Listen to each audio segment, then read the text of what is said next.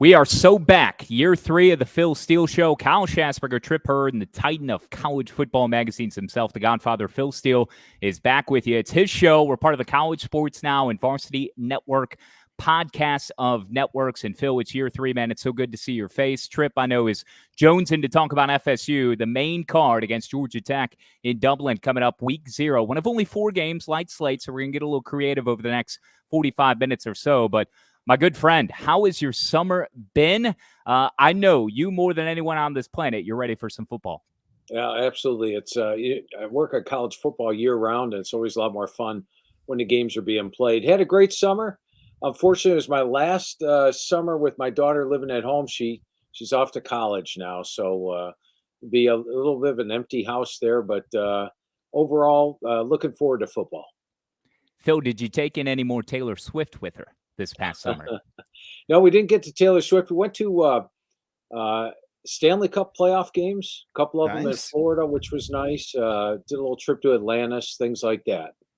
That's great. I took in a Zach Bryan concert a little over a month ago, and my goodness, it was one of the greatest experiences of my life. Almost Taylor Swift-esque in terms of the way I hold her or him and ZB in high regard. So it was epic. Tripp, you taking any hockey games? Are you even a hockey guy, Tripp? Do you know what that is? Not a hockey guy. Okay. I didn't get to any concerts. I've just been sitting around counting the minutes, waiting for FSU Georgia Tech.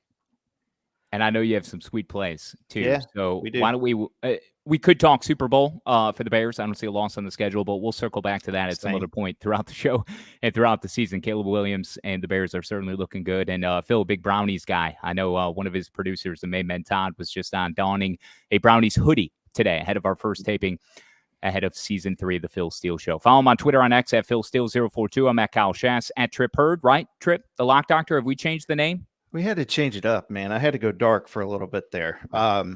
Locks of the Dock. Locks of the Dock.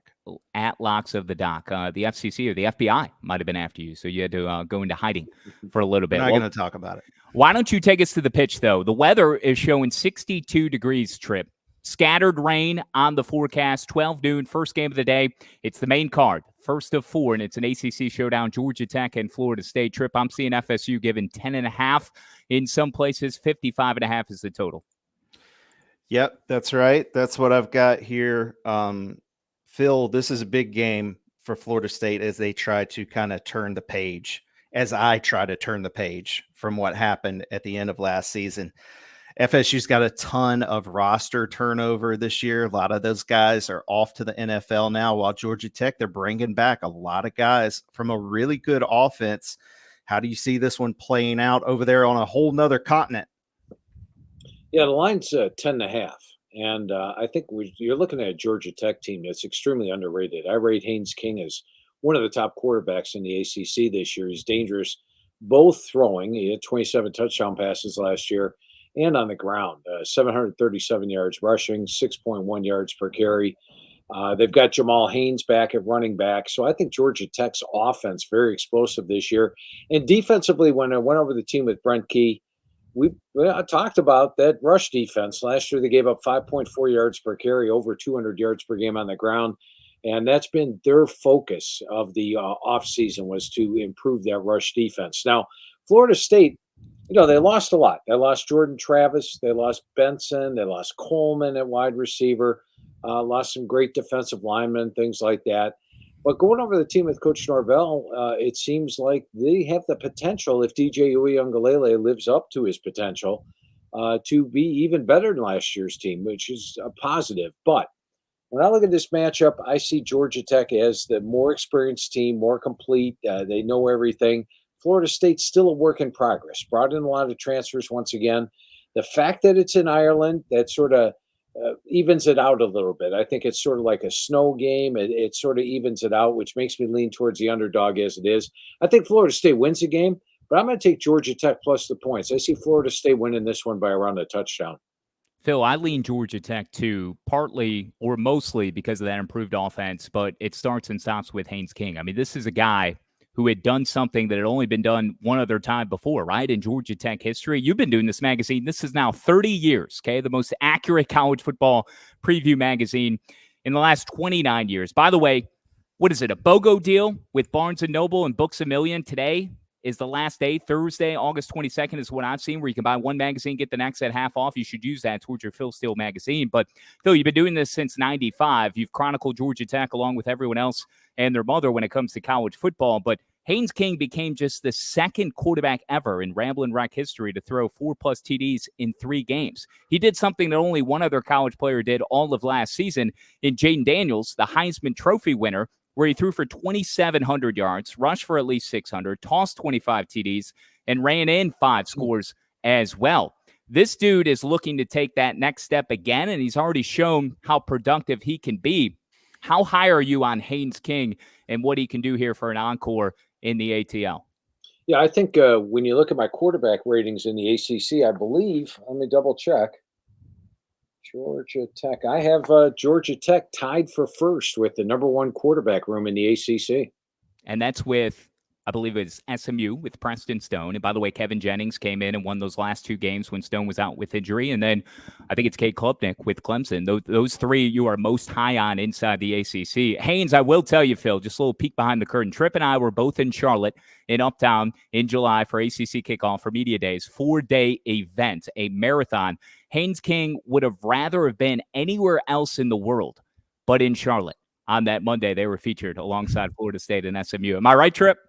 He was buttoned up, that's for sure. He wasn't going to give you – we tried to give him the bait on a couple of questions, and I'll say he probably made his coaches very proud with the answers he gave. It was all about the team. It was all about Georgia Tech.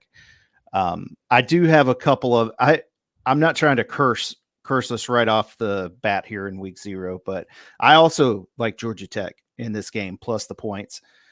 And I think maybe some of that might be coming from last year, just having some good vibes. Those guys, I think they hit, when I look back, 6 of their last 8 games, they were able to cover the spread. One of those games where they didn't was on the road at Clemson.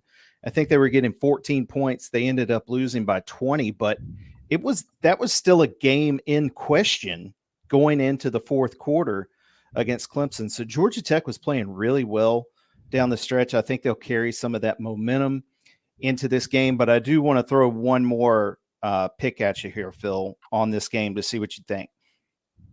Florida State, Mike Norvell trying to break in a new quarterback with DJU. I think this is the first quarterback he's had going in to start a season that hasn't been named Jordan Travis since he got there. But maybe the Noles play it a little close to the vest offensively. Georgia Tech, we know that's where they struggled on that side of the ball last year on defense. I like the under, first half under for 28. Maybe a little low scoring through the first 2 quarters. Georgia Tech, as much as I like their offense, I think I maybe trust Florida State's defense a little bit more. So maybe a slow start, but what do you think about that play there? Yeah, I can handle that one, Tripp. I think you put some thought into it. Like I said, the fact that it's not your normal game, players love routine. This is nothing routine here, traveling over to Ireland for the game. And so I could see that. I could see the offenses being a little out of sync. So I'll go with that with you. Jackets were 7-6 last year, bowl win over UCF. Florida State, as everyone can recall or should recall, got snubbed out of the CFP, the 14 playoff, the last year of that format as we moved to the 12 team. They went 13-0, but won the ACC title game and then didn't get the bid to the playoffs because of the Jordan Travis injury. So 13-1 season, looking to reset, put that behind them. But Phil, one key nugget on FSU. By the way, this is quality over quantity. We only got 4 games, folks. So we're giving you a massive breakdown here on the main game of the day, week 0 coming up on Saturday, again, noon from Dublin, Florida State and Georgia Tech. Georgia Tech opening an ACC play on a neutral site for the 2nd consecutive year. They hung close and covered against Louisville last year in Atlanta. But FSU, the experience, on your experience chart, I think last year you had them as high as, I think it was number 2, and they've fallen all the way to 73. A lot of new faces on this Noles roster. Is Norvell a guy you can trust, though, based on his track record, to be able to bring in this talent, what he's already done in Tallahassee, to be able to flip this roster and flip the mindset to put last year's snub behind them with a new team? Yeah, I think he's done that the last 2 years. He's brought in a ton of transfers each of the last 2 years and had great success with it. So I think in the long run, it will work out. I think it may take him a few weeks to get going.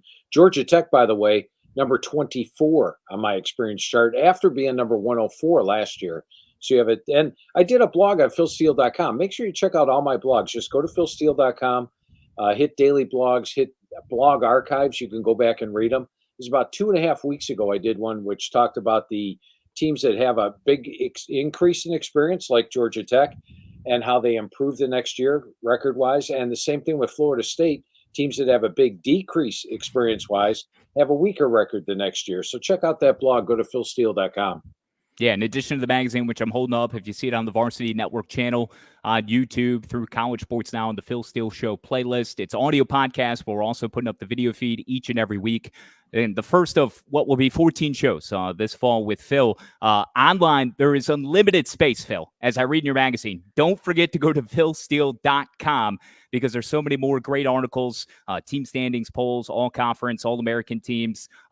So much more information is available at philsteele.com. We'll talk more each week about Inside the Press Box, Phil Steele Plus, $99 value there. All of the additional insider information and resources that are at your fingertips from the man himself, Phil Steele. So as Tripp is shaking in his little space boots because of the Georgia Tech matchup against Florida State in Dublin. By the way, Florida State has won 12 straight games in the ACC. They're 8-4 against the spread over those last 12. Georgia Tech had covered 7 in a row against the Noles before their last meeting in 2022, a 41-16 defeat. By the way, I got that out of the magazine, Phil Steele College Football Preview. You get nuggets like that. They're scattered all over. As every team has 2 pages dedicated to it. Conference previews, unit rankings, all of that. Let's pivot and let's go to game 2 on the day. We'll touch on them all. And it's an FCS FBS showdown, Phil. The first of 118 in total. And I know you've got the number for next week. There's a lot more of these FCS, FBS showdowns. But Montana State, perennial FCS contender, 11.5-point favorite. I saw yesterday, I think it's up to 12 now. This game opened as a 4.5-point favorite, the Bobcats being against New Mexico State, the FBS team. It's a 4 o'clock game on FS1 in Albuquerque. Bronco, by the way, my mom was born in Albuquerque. Bronco Mendenhall making his debut as the head coach of New Mexico. Phil, handicap this one for me because it's a Montana State team who is kind of the standard in the FCS. They played for a national championship just a couple of seasons ago, went one and done the second round against NDSU as the 6th seed last year off an 8-4 season. In New Mexico, man, they really struggled to run the football a year ago. That's an understatement. 4-8, allowed 172 rushing yards a game, 103rd in the FBS. And Phil, we know Montana State likes to run the football. Yeah, they do. And, they've got Tommy Mellott back at the quarterback spot. Sean Chambers gone now. They had a dynamic duo at quarterback with those two alternating at times. And as you mentioned, the Montana State made it to the playoff, but got beat by North Dakota State. Close game. 35, or it was, they put up over 500 yards offense in that game. They are a really good team again. They got their quarterback back. They'll be one of the best teams in the FCS, but I like the unknowns for New Mexico in this one. First of all, it's Bronco Mendenhall's first game. I didn't even get to talk to Coach Mendenhall this year. I talked to him at Virginia, talked to him at BYU. I think he's hiding something, and I've had coaches tell me, believe it or not, that, hey, I didn't talk to you last year because I didn't want my stuff being out there. So I think that's what the case for Mendenhall. I think he's hiding something here. And, it's an unknown for Montana State. How do you prepare for them? Meanwhile, New Mexico knows how to prepare for Montana State.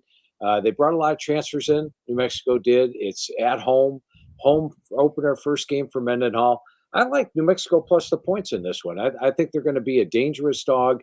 And I don't know if Montana State really knows what to expect out of New Mexico. I think it's worth mentioning again just how much the line has moved on this, because I think Kyle said it opened at 4.5 around a week ago. I think I saw it around 9.5, and I thought, well, that's fair enough. Montana State's a good team. I can make sense out of it, but now it's all the way up to 11.5, and it seems to just keep moving in that direction towards Montana State. If it starts to come back a little bit, Phil, what's a number you still feel good playing New Mexico at if it starts to move the other way? Yeah, I clearly like New Mexico plus double digits. So even if it came down a little, there's not much of a difference between 11 and 12.5. Yeah. So if it did come back to even 10.5, I like that. And even 10, if you're getting the full double digits on that one. Okay. Tripp, that's a great question, man. I feel like we're in mid-season form already, Well, and it's the week 0 show. Look at you. yeah, that's a common theme this week. I mean, the same thing with Florida State was 12 and a half point favorite a week or two ago. That one's moving towards Georgia Tech. And the next game, if we're going to jump over to the next game, the 8:00 game, SMU on the road at Nevada. SMU, I think a week ago was favored by 27. And now we're looking at it at 25, 24 and a half, depending on where you're shopping. It's a lot of points. SMU's a team they're going to level up this year to the ACC. I have a lot of faith in them. That's another coach we got to talk to at the ACC kickoff, Rhett Lashley. And I think this could be a really good year for SMU. I still had to give Nevada a thought with 27 points, but now it's starting to work its way back down. What do you think about the SMU game, Phil? Yeah, I like SMU in this one. When you look at SMU, they're a team that when they won games last year, they won them with some margin. And they've got the offense. You got Preston Stone back at QB. You've got the three-headed monster at running back with Knight and Johnson and Wheaton all there. And as mentioned, SMU won their games pretty big last year. Meanwhile, Nevada, they've got a new head coach, and they are going through a third head coaching change in 3 years. So generally when that happens, you get a lot of transfers on the roster, a lot of players heading out. And Nevada was a pretty weak team last year. Now, Brendan Lewis won the quarterback job. He's a very erratic quarterback. He's a low completion percentage guy, someone that had a 2.6 ratio last year. And you look at SMU and you think, well, it's an offensive team. Defensively, I've got their ratings number 18 defensive line in the country, number 10 linebackers in the country, and number 19 defensive backs. So all three units rank in my top 25. You got a really good defense and a really good offense. And they're in their opener. I think they want to look like they did last year. They always got a lot of margin in most of their games. And I look for them to get the margin here. I don't think Nevada's going to have a raucous home crowd that's going to intimidate SMU. So I like SMU to go on the road and get this one by more than the 24. That's an 8:00 game, CBS Sports Network in Reno. McKay Stadium, I think it is. Nevada breaking in a new coach as well, Jeff Cho. Total rebuild, it seems, from a squad that went 2-10 a season ago. So they're rebuilding. And SMU, Phil, had just one winning season, your magazine reminded me of, since 1984. Double-digit win season, I beg your pardon. One double-digit win season since 84, the Pony Express years. And they were able to get their second this past season in 2023. They went 11-3, won the AAC, their first league title since 84 as well. We talked to Rhett Lashley on Monday of ACC kickoff, along with Kevin Jennings, the backup quarterback behind Preston Stone. Both quarterbacks went. An example of a few teams that sent multiple quarterbacks to media days in ACC. It wasn't a two-person student-athlete representation. It could have been 3. It could have been 4. Some teams brought 5 guys. I mean, we've got to change this. We've got to put more guardrails in for the media event, make it more like the SEC where it's 2 or 3 for every single team. Anyways, the Ponies have won 5 straight openers, 3 straight road openers, 0-2 at Reno, though. They last met as Mountain West foes there in 2003. Phil, I just love Preston Stone. I mean, this is a guy with so much upside. He could snake into the higher rounds. Is he a first rounder in the NFL draft? I don't know. I'm not going to go that, but I think in the first 2 days for sure, he's going to come off the board. Big arm, can make plays with his feet. He's a guy who turned down P5 offers, including Texas, including USC, Tennessee, teams like Miami and Georgia Tech in the ACC to go to SMU. It's too bad they don't play the Hurricanes or Yellow Jackets in their first year of the ACC during the regular season this year. And they've been so good at home, 24-4 since 2019, but they're starting on the road before they have 4 in a row at home at Ford Stadium, which ends with Florida State on September 28th, a game they have circled. I think they're determined to come in, to your point, Phil, to make a splash, and they're not going to leave it to chance at all week 0 on the road. They've got a point to prove that they belong, and I know they've struggled against Power 5 competition here of late over the last couple of years, But this is a team that I think is on a mission, and I love what Rat Lashley is building, the culture, everything involved. I think his rocket is ascending towards even greener pastures at some point. SMU would be lucky to hang on to him. But I love Smoo, man. I'm with you, Phil. I'm with you. Give me the ponies. Tripp, who'd you like? I don't know. I was kind of leaning Nevada with 27, but now that its line's working its way down, might have to hit the pause button on that one. Okay. All right. Fair enough. Nevada, At least we didn't get the clean sweep this time. That's good. yeah. We got to mix it up. We got to keep That's people on never their going to toes. work. Nevada 1-6 is a home dog against the spread in their last 7. They Also, did actually, I will say, Nevada, a couple of the bigger games they played in last year were games they covered. They didn't win, but they did cover against some of their better competition. I think Fresno, the Kansas game was pretty surprising too, but just worth a mention. And Phil, according to your magazine and your rankings of the ACC, which, I know Stephen Hartzell and Wayne Cook touched on this with you in Wednesday's College Sports Now podcast, which is where you can find our podcast each and every week. We'll do a more thorough breakdown of each of these games, trying to hit 25-30 each week once we get into week 1 next week, here focusing solely on the only 4 that we have. But, Hartzell commended you, Phil, for being able to rework the magazine and deal with 17 ACC teams or 18 Big Ten teams. I mean, gosh, conference realignment has us all in a tizzy. But for you in the magazine making business, how difficult, how different was it for you this past offseason? And really since your first write-ups in November, when you're starting to put this thing together, compared to the previous, 29 years. You already had to deal with the portal and NIL and COVID, and now you've got these super leagues. Yeah, the portal's really been the main culprit in the magazine the last 3 years. We moved our deadline back all the way to June 7th because the portal closed on April 30th. And we knew the players that entered the portal. We needed to find out where they landed. So I gave it the entire month of May and 1 week of June. And we found where almost every single player landed. So the magazine's completely up to date. The amazing thing is on June 7th, the other magazines were already at the newsstand. They had to go to the press when the portal was still open. Don't understand how that works. But the predicting an 18-team conference, 17, I mean, you pick a team 11th and they're like, oh my God, you picked us way low. Hey, I picked you ahead of 7 other teams. It's I like divisions. I liked it shorter, closer, and you're going to have so many ties. I mean, if you go in an 8-game schedule, there's only 8-0 to 0-8. There's only 9 possible outcomes. So you got 18 teams. So you got to pick at least 9 ties, right? Yeah. And to close the loop on the ACC rankings, your top tier, according to the magazine, Clemson, Florida State, Miami, and then it's SMU. It's Southern Methodist right there, along with Virginia Tech and Louisville. I had a vote. I don't know if Tripp put in his vote at ACC kickoff. I had the sheet here. I was going to show it to prove it to you. So if you're watching on video, here's a printout of my ACC predicted order of finish when we were at kickoff.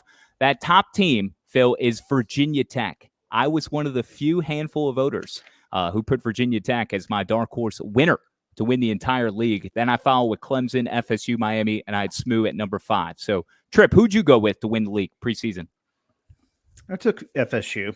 Oh, of course. But in second, I did have Virginia Tech. I went with NC State, Clemson, Georgia Tech, SMU at number 6. And I hope I'm right on Miami at number 7 or worse. That would be a great thing to see, but that's just me personally. We'll see if the addition of Cam Ward pays the dividends that Mario. Yeah, he's going to be good. That's a Cam Ward. I know we're going to maybe talk a little Heisman stuff before we get out of here. I think that's not a horrible pick if you're looking at somebody outside the top 5 or top 10, wherever he is now in the standings. Well, Tripp, you want to take us to the islands for our final game, 4th and final game? It's a midnight. I always love pulling up the score bug, and it says 11:59 p.m., like if you're on ESPN.com, because if you put to midnight, it would change the day. And, of course, it's 6 o'clock locally in Honolulu, so that's where we go. Delaware State and Hawaii, Tripp. What's the line that you see most recently on this? It's gaudy. They're all pretty big. Yeah, it's around 40, 39, 40 points, something like that. Shash, you're going to have to remind me because I didn't understand how you could watch this on TV, but you said you can watch this on TV, right? So I pulled up the game notes for the Rainbow Warriors, Phil. Of course, I like to go down certain rabbit holes, and boy, did I go down one with Delaware State, finding out all the specifics on their travel issues, and we'll get to that. But first, yes, how do you watch this game?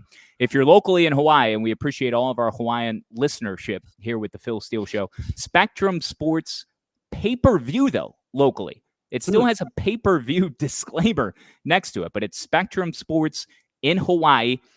And then outside of the islands, you can watch via the Team One Sports app. Never heard of it? Download it. Search Hawaii football. We know plenty of degenerates out there and casual bettors are going to be locked in the wee hours of the night on Saturday into Sunday morning. So Team One Sports app, you can pull that up. Search Hawaii football. I'm showing Delaware State as a dog at 39.5 was my last check, but right around 40. 57.5 is the total. We'll talk about their travel issues in a moment, but let's let Phil have the floor. Do you think Hawaii, Phil, can cover a number that is this big? They have had plenty of success against FCS teams, 12-2 in openers since 2010, and they've won 20 in a row against championship subdivision teams. You know, if this one, let's go to my screen for this one. You got it. And when you do that, I could put this is what's on Phil Steele Plus. And the good thing about Phil Steele Plus is that we can color code things in red and green. It doesn't work out good in the print of the magazine, but when you do it on Phil Steele Plus, it really shows up. And if you look at Hawaii here last year, they were playing their best ball at the end of the year. You can see these 3 wins here. They beat Nevada on the road, Air Force at home, big upset there, and then Colorado State at home. And they're playing their best ball right now. It's year 3 for Timmy Chang. Brandon Shager, their quarterback. We can go here and take a look at the individual stats. I'd have to blow this up. He led the Mountain West with, I think it was more than 3,500 passing yards and 26 TDs, Phil. Yeah, and over 300 yards in this final game. So he's really adjusted to the run and shoot that Timmy Chang incorporated at the end of 2021 or at the end of 2022 into 23. So this is a team that's really on a roll. They're playing their best ball. And you look here, this is their average game grade over the last 4 weeks of the season. It was 92.1, which was their best grade. Now, this average game grade takes into account the yards rushing, yards passing, points, both offense and defense. And it has nothing to do with Hawaii. It only factors in on their opponent and how many yards rushing, yards passing, and points you get on offense and defense against the opponent. So that's a beautiful thing about the AGG. There's no preconceived grade for Hawaii. So if Florida State played this exact same grade against Colorado State, they would have the exact same grade because it's all based on your opponent. Now let's hone in a little bit on Delaware State. I didn't know a lot about them, coming into the week. We have all this stuff online. I go back on the FCS. You can go back and get their record since 2010. They actually, looking at them this week, I found out that in 2021, they only allowed 325 yards per game, and they gave up 318. And both years, they won 5 games. Last year, you look at the red on defense. Their defense abandoned them. They gave up 6.1 yards per carry. Offensively, they struggled. They only have 12 starters back. Meanwhile, Hawaii is number 6 in the country experience-wise. So Hawaii at the end of the year was playing at a 92 level. Meanwhile, Delaware State was playing at a 47 level. That puts Hawaii 45 points better. Hawaii's got a very experienced team. Delaware State does not. Delaware State's traveling to Hawaii, got stuck in New York, as Kyle mentioned. So they lost, got discombobulated on the trip. And I think Hawaii in year 3 at Timmy Chang wants to get this run and shoot offense rolling. So I think once they get it rolling, they're not going to stop. I'm actually going to lay the points here. I think it's a pretty poor Delaware State team, one of the weakest teams in the FCS. Last year, I had them rated number 130 of the FCS teams. And you get this information on Phil Steele Plus versus a Hawaii team that's got the arrows going up. So I'm actually going to lay the points on this one. Yeah, Delaware State 1-10 a year ago, 102nd in scoring at 18 points per game. Hawaii coming off a 5-8 year, third year for Timmy Chang, as you mentioned, Phil, 8-18 in his 2 previous seasons, leading the Rainbow Warriors. Appreciate you showing and giving us a glimpse of Phil Steele Plus as I bring all three of us back into the fold here. Phil Steele Plus online. Go to philsteele.com for more information. We'll have some weekly tours also, Phil, that I'll give you the opportunity to talk about before we get off here. But $99 per year includes a lot of that information, all the information Phil was just showing for each team, and a lot more. Power ratings, special teams, pass efficiency, statistical leaders, updated weekly, individual team pages for all 134 FBS teams, game-by-game stats. Phil talked about the green meaning good, the red meaning bad, so the color-coded representation there certainly is very helpful in year-by-year results from the last 48 years for all 134 FBS teams, and going back 14 years for FCS teams. So Phil Steele Plus, more information at philsteele.com. So let me complete the story here on Delaware State and the Hornets, because I got new information late last night, Phil, because I just had to figure out how does the bus arrive late, right? What is going on? These were shuttle buses that were coming from a company based out of Pennsylvania, in Philadelphia, to be exact, called Word, and I'm going to throw them under the bus, so forgive me. I guess I'll never get a ride in one of these in my life, but you know what? I'm okay with it. Wirtz Motor Coaches, WERTZ. Wirtz Motor Coaches was taking the team to New York, to, I think, JFK, so they can get that one-way flight and not have any connecting flights. Now, subsequently, they had to take 3, I think, different flights on Wednesday to get there. I don't know if they've yet made it, but the shuttle buses from Wirtz Motor Coaches had a reservation error, a malfunction in their booking system. They tout themselves as the, quote, oldest charter bus company in Philadelphia. I don't know if that's something that they want to tout themselves as anymore. They must be handwriting all of these reservations, because the fact that this went sideways to the magnitude that it had is just completely mind-boggling. And so college football in so many different ways. It's just a great underlining story to bring us into week 0. So the Hornets are getting $180,000 to play this game from Hawaii. In comparison, they're paying Northern Iowa later in the season about $165K. Wow. But if for whatever reason, if Delaware State were to breach the contract outside of, godlike circumstances or force majeure, which could have been enacted here, the penalty, if Delaware State was not able to play this game, the breach of contract would have meant, instead of receiving $180,000, Delaware State would have had to have paid Hawaii $750,000. So you bet you're behind. They were going to do everything they could to get there, even if they lost their day on the beach night 1. So hilarious, but, that's college football for you. And it's the first HBCU that Hawaii is playing since 1979 in Prairie View and A&M. So, yeah, a big line. Tripp, are you feeling one way or another on this game? Well, now I am, because a good team is going to use that as motivation. I mean, they're going to feel like the whole world is working against them, and that's when you start to rally. That's when you become a team right there. So maybe I might have to change my mind now. Maybe Delaware State's to play here. Hey, a reminder, too, for all of these games, if you're not watching on TV, try pulling them up through your ears, through audio form on the Varsity Network app. When you're out of town, want to keep up with live college sports, be sure to download the free Varsity Network app, available for both Apple and Android. Listen to college sports live with the Varsity Network app. So all of the play-by-play from many of these participating schools that we're talking about this weekend and each and every week throughout the college football season, get the Varsity Network app. It's one way to do it. It's the only way to do it. Good accompaniment for your television viewing as well. You can sync your game. So let's pivot, Phil. We've got I don't want to necessarily rush through these, but I don't want to necessarily hit every single team that I put on our preparation doc, talking over-under, win totals. I tried to put some interesting ones on there, maybe some teams that are on that cut line in terms of the favorites to make the college football playoff that were just left out. And, 2 teams that move the needle and are so polarizing because of certain circumstances, like a new head coach in Alabama and Kalen DeBoer replacing Nick Saban, who was there nearly 2 decades, and Colorado and Deion. And we know how polarizing primetime is with that program. 5.5 is their win total. Teams on the bubble that college football playoff odds-wise wouldn't make it into the 12-team playoff, and that are right there on the cut line, like a Missouri. You could even say Oklahoma potentially. I think their win total at 7.5 is way too low. I think that's an easy over to hammer on the Sooners and Brent Venables and them boys as they enter the SEC. Notre Dame, I don't think you have a thought about either way, Phil. They seem to be most consider a playoff, contender, one that is likely going to get in even with 2 losses. However, I don't think they can stumble out of the gates against Texas A&M. 10.5 is their total. Of these teams that I put in front of you, Phil, and we don't need to litigate the entire list, and maybe some others, what are your favorites? What do you feel most strongly about in terms of an over-under win total, teams that people are talking about or maybe not talking enough about, whether they go over a total or under a total according to Vegas? Well, let's start with Bama.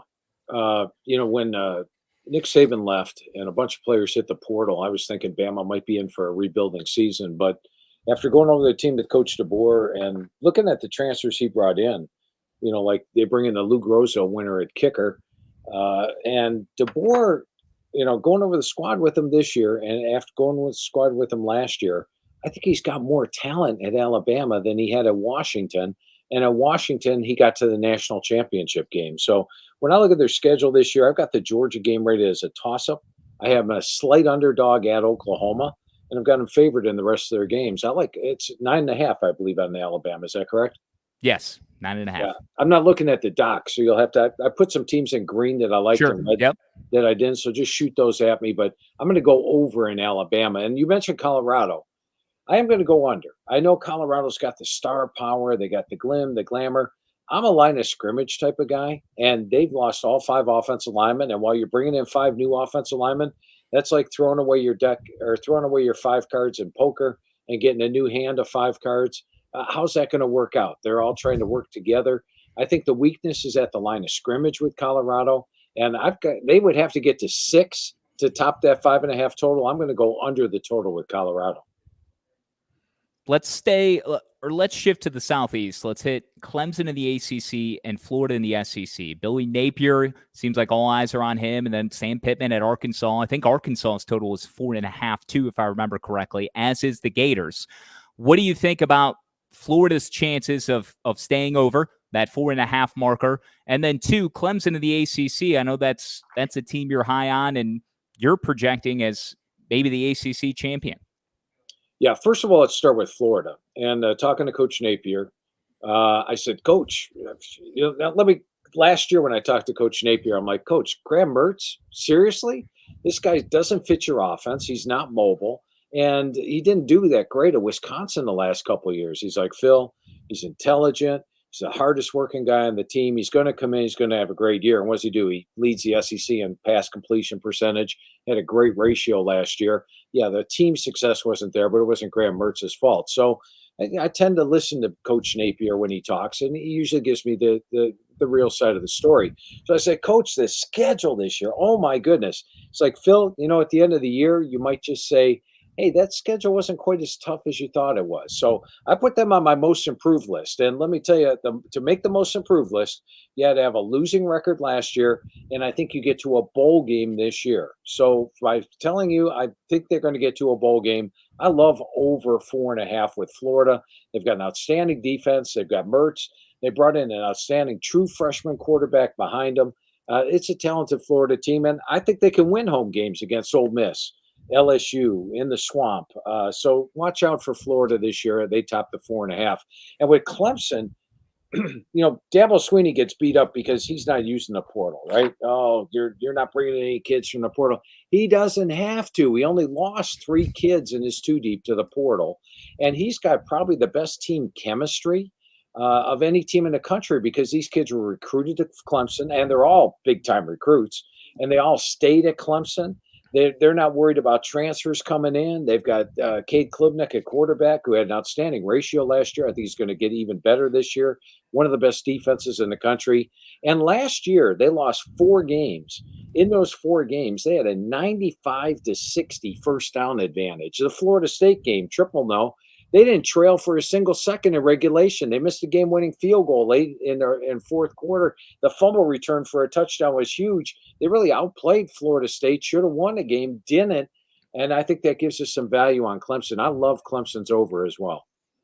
Tripp, you'll recall this. Phil, you won't have any idea what I'm talking about, but that's not unusual. I told Cade Klubnik in Charlotte that he was a doppelganger to Rafe Cameron, the fictional character in the Netflix series Outer Banks. So He was not too enthusiastic on that one. He knew the show, though. He at least knew the show, Tripp. You want to stay in the SEC, though, don't you?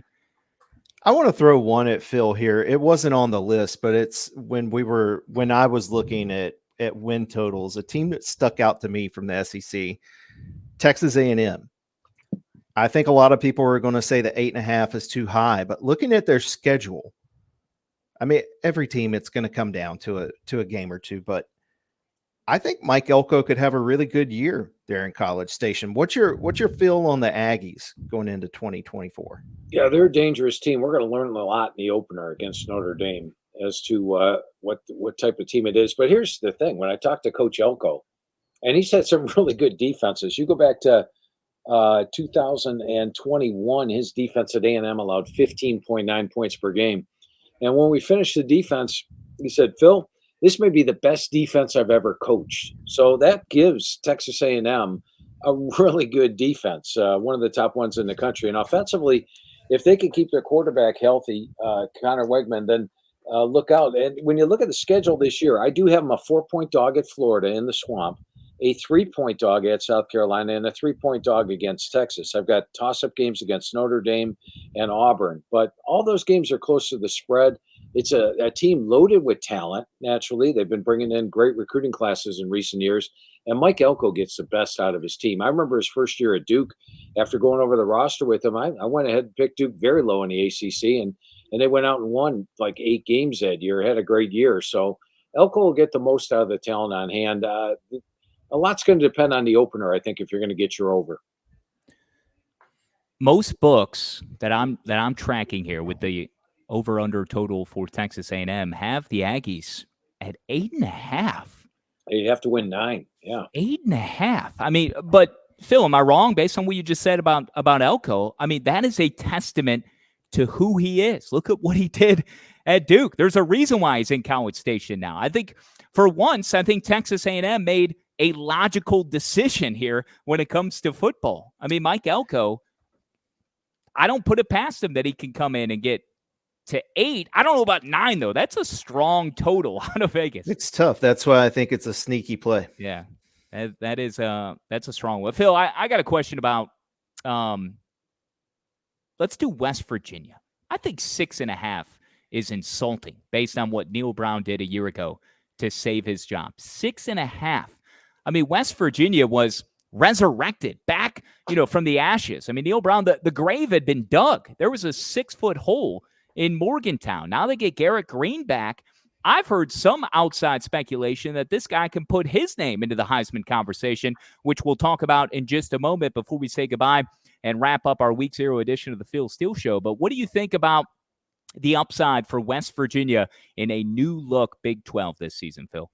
Yeah, I definitely like over 6.5. I think when you look at the Big 12, you probably got 8 teams that can contend for the title, and West Virginia is one of them. And I remember talking to Coach Brown last year. Now, I didn't pick them last, but the media picked them last year.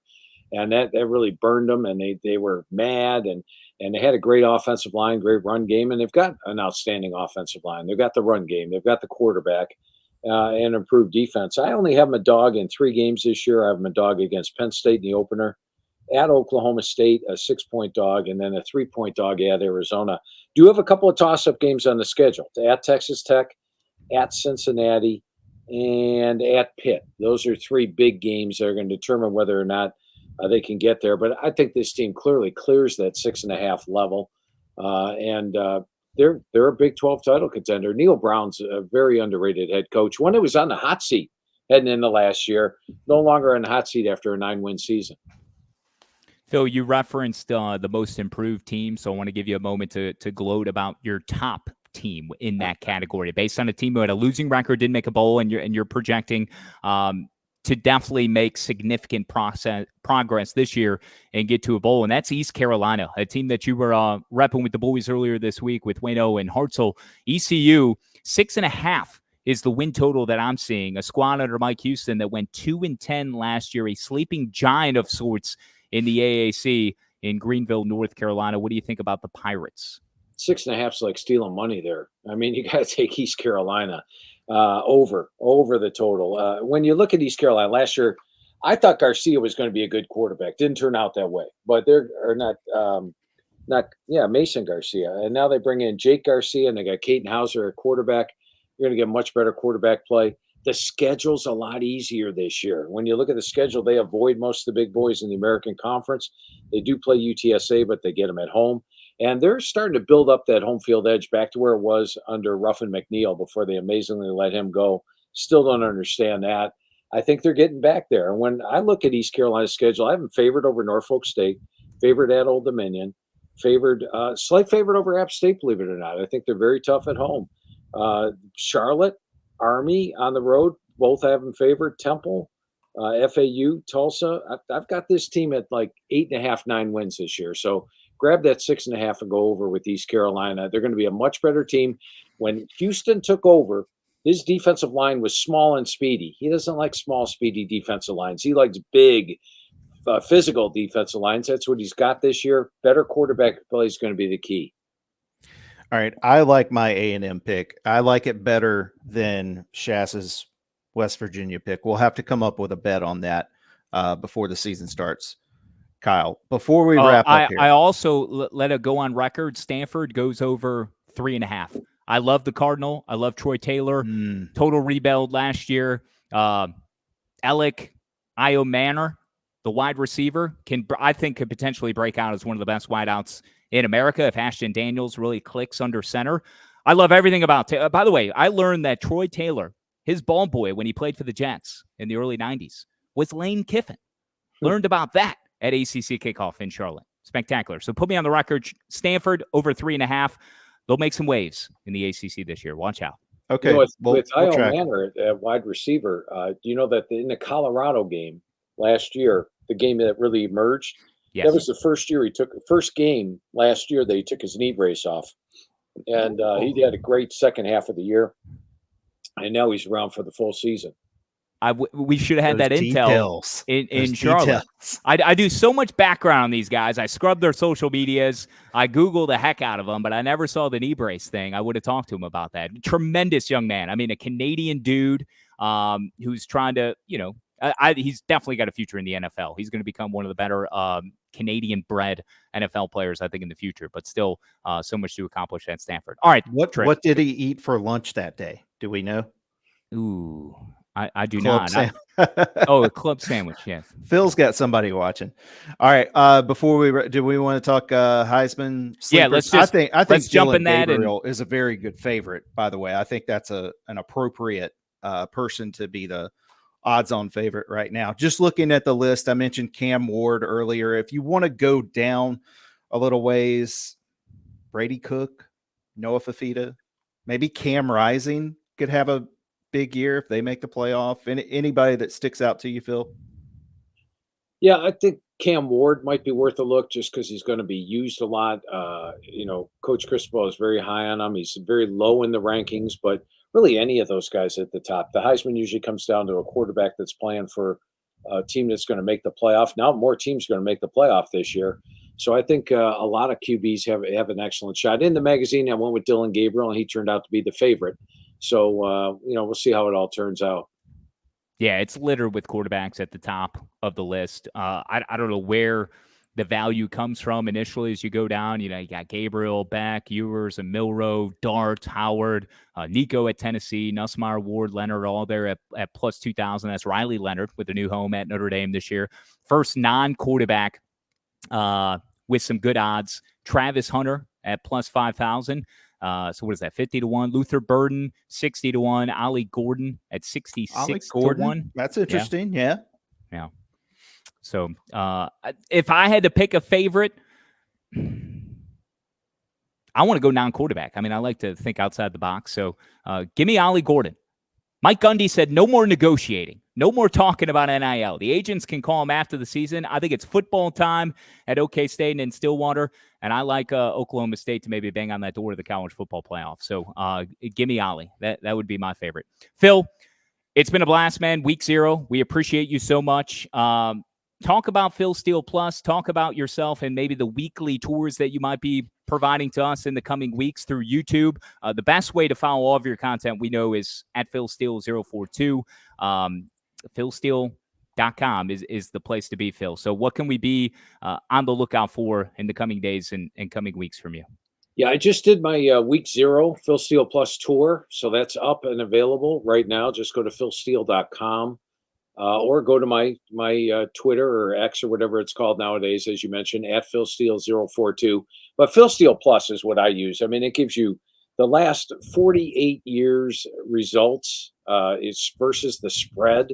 It gives you individual play-by-play, game-by-game for each player, not only for last year, for the last 10 years for each team.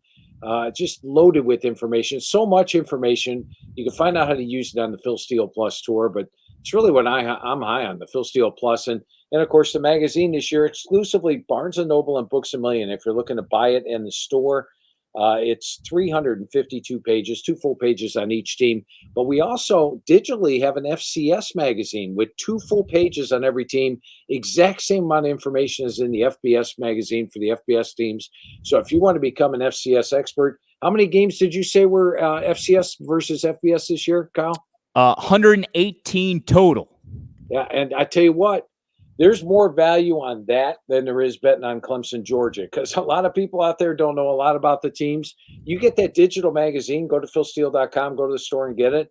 You'll be an instant expert on whatever team, and you're going to find some value there.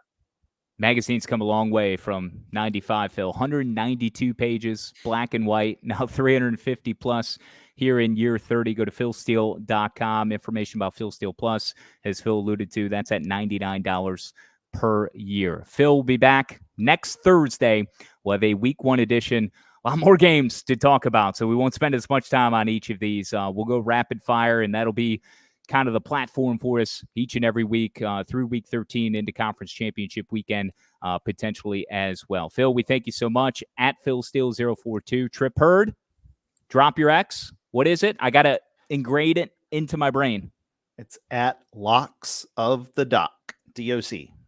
Locks of the Dock. I'm on X. I'm on Twitter at Kyle Schass. Appreciate you all for joining us. College Colors Day we'll be celebrating coming out a week from Friday. Wear your school's favorite colors. That's coming up on August 30th. So we'll do that on next Thursday's show. Phil will be sporting a special tie, likely, as he does each and every week, and we'll sport some of our favorite schools' colors as well. So that'll do it for the Phil Steele Show, Week 0 edition. We'll talk to you next week.